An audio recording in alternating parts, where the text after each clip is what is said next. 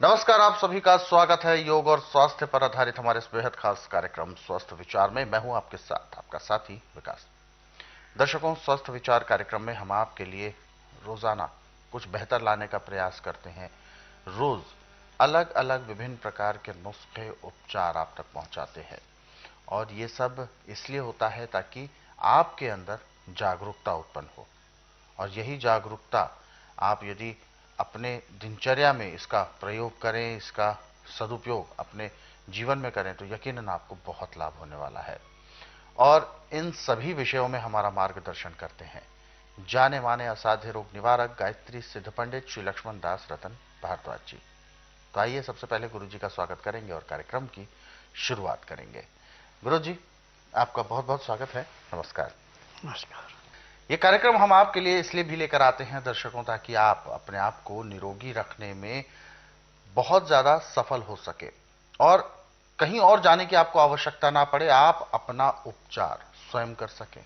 और लेकिन इसके लिए आपको अपने स्वयं से जागृत होना पड़ेगा, अपने अंदर चेतना जगानी होगी, अपने आप को आपको सजग रखना होगा, सावधान रखना होगा कि कब कौन सा रोग हमारे शरीर में प्रवेश कर सकता है, किन परिस्थितियों में हमें नुकसान हो सकता है।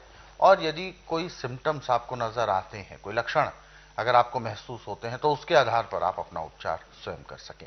यही हमारे इस कार्यक्रम का मूल उद्देश्य है।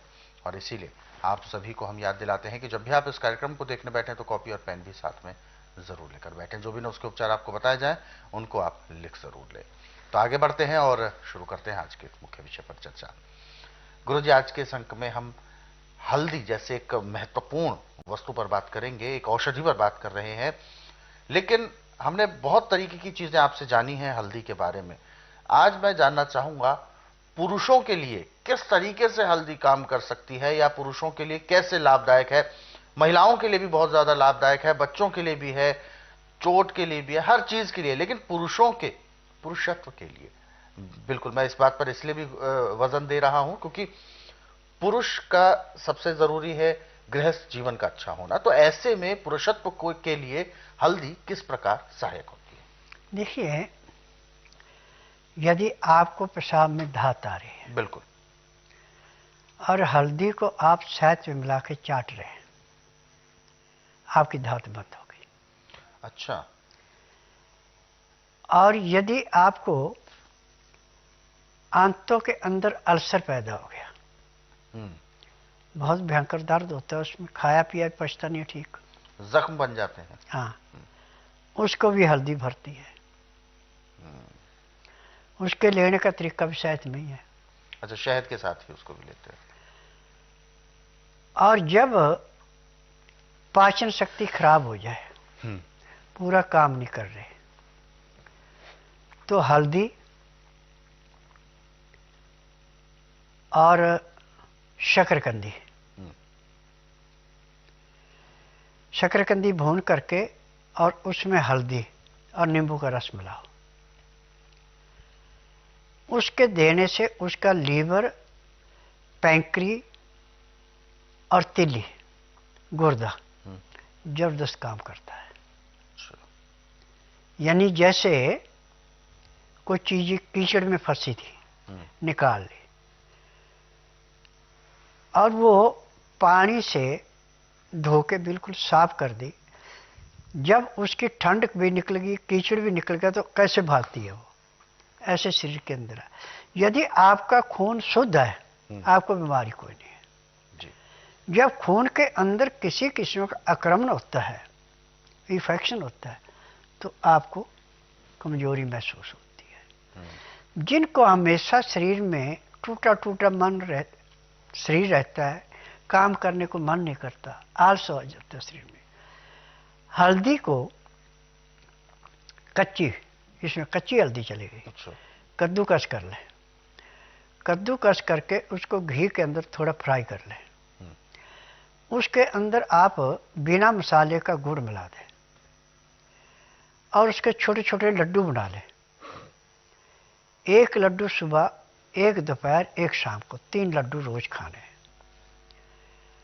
उसके खाने का तरीका है कि लड्डू आस्ता आस्ता खाते जाएं, ऊपर से गुनगुना दूध गाय का, बकरी का या सोयाबीन का, भैंस का नहीं दूध लेना, डेयरी का दूध लेना, उसमें केमिकल मिला है। तो पहले दिन आपका जो आलस था खत्म हो जाएगा। जो आपको कमजोरी महसूस हो रही थी, टूटा टूटा शरीर था, उसमें भी बरकत, आपका खुद मन करेगा कि मैं काम कर लूँ अब। और 15 दिन में आप 45 लड्डू खाएंगे। 45 लड्डू खाते खाते यदि आपका वजन कम था तो उसमें किलो 1.5 किलो का फर्क पड़ जाएगा। हमें शरीर में वजन चाहिए, जितने इंच लंबाई उतने किलो वजन, न उससे कम चाहिए न उससे फालतू चाहिए, वो स्वस्थ है। जिसका वजन फालतू है वो भी रोगी है, जिसका कम है वो भी रोगी है। लीवर से जबरदस्ती काम करवाने के लिए, पैंक्री से इंसुलिन बनाने के लिए, पित्ते में तेजाब नॉर्मल रखने के लिए, गुर्दे को बिल्कुल ओवरहालिंग करने के लिए, तिल्ली से पूरा काम लेने के लिए हल्दी एक किस्म का अमृत है। तो ऐसे में हल्दी की अगर जैसे कि बात कर रहे हैं, तो ये सर्दी में लेना ज्यादा लाभदायक है या गर्मियों में ज्यादा लाभदायक है? गर्मी, सर्दी, बरसात कोई भी, सब में लाभदायक है। परंतु कच्ची हल्दी जो आपको मिलेगी वो मिलेगी आपको दिसंबर से लेके और फरवरी तक। उसके बाद इसको उबाल के सुखा देते हैं, ज़्यादा रखते हैं, बीज वाली को रखते हैं। बीज वाली हल्दी में ऐसा होता है, जब इसमें अंकुर आना शुरू हो जाता है तो इसमें उतना लाभ नहीं होता जितना कि बिना अंकुर आए होता है, इतना फर्क पड़ता है। तो इस करके इसके जो लड्डू बनाए जाते हैं, और लड्डू बनाए जाते हैं गुड़ के अंदर और गाय के घी के अंदर। अच्छा। तो ये आप दिसंबर में बनाएंगे, आप जून जुलाई तक खा सकते हैं। जनवरी में बनाएंगे तो आप अगस्त सितंबर तक खा सकते हैं। फरवरी में खाएंगे तो आपको फिर दिसंबर तक भी चल जाएंगे। और तब तक फिर अगला सीजन आ जाता है। बिल्कुल। तो हल्दी यानी जैसा कि इसको हम क्या घर में भी इसको उगा सकते हैं? देखिए, जो अच्छी कुश्ती खेलने वाले पहलवान हैं अब तो पता नहीं क्या क्या खाते हैं। बिल्कुल बिल्कुल। ये दिसंबर से लेके और फरवरी तक 5-5, 4-4 किलो लड्डू बनाते थे। रोटी कम खाते थे, उसको ज़्यादा खाते थे, क्योंकि कुश्ती में नसें भी टूटती हैं। अच्छा। दबाव में खिंचाव पड़ जाता है और शरीर में दर्दें भी होती हैं। बिल्कुल, कोशिकाओं में भी दिक्कत आती है। परंतु वो सब चीज़ को कंट्रोल रखती है हल्दी। अच्छा, उन सबको भी जोड़ती है। हाँ, रिकवर कर लेती है। हाँ, सारा कुछ जी। क्योंकि जैसा आपने बताया भी था कि जो चोट होती है बाहरी तौर पर, उसको तो हल्दी का लेप करके हम बिल्कुल ठीक कर सकते हैं। एक हमारे पिछले कार्यक्रमों में भी आपने बताई थी चोट के बारे में। और कोशिकाएं अंदर से अगर टूटी हैं उसको भी जोड़ती है, उसको भी जोड़ती है। हाँ। तो उसके लिए हल्दी का सेवन करना पड़ेगा। और ये कच्ची हल्दी का या वैसी नॉर्मल? नॉर्मल हल्दी जो है उसमें कच्ची की जरूरत नहीं है। अच्छा। कच्ची हल्दी की जरूरत है यदि आपकी आंखों में इन्फेक्शन हो गया तो कच्ची हल्दी का रस निकाल के और कपड़ा भिगो करके और आंखों पर उसको बांध लो, तो आंखों का जितना भी कचरा है, जो भी इन्फेक्शन है, वो सारा खत्म कर देगी। और जिसकी आंखें बिल्कुल लाल थी वो बिल्कुल चांदी की भांति चमकेगी। ये भी हल्दी के अंदर गुण है। आंखों के विकार को वो सोख लेती है। हाँ। बिल्कुल। तो दर्शकों, हल्दी के बारे में तो जितना हम जानते जाएंगे, जितना हम इस कार्यक्रम में गुरुजी से पूछते जाएंगे, उतना ही हमें उसके बारे में अथाह ज्ञान मिलता रहेगा। क्योंकि एक अथाह सागर है और इसमें तो गोता लगाते जाए इसकी कोई थाह नहीं है। लेकिन समय की अपनी सीमा जरूर है।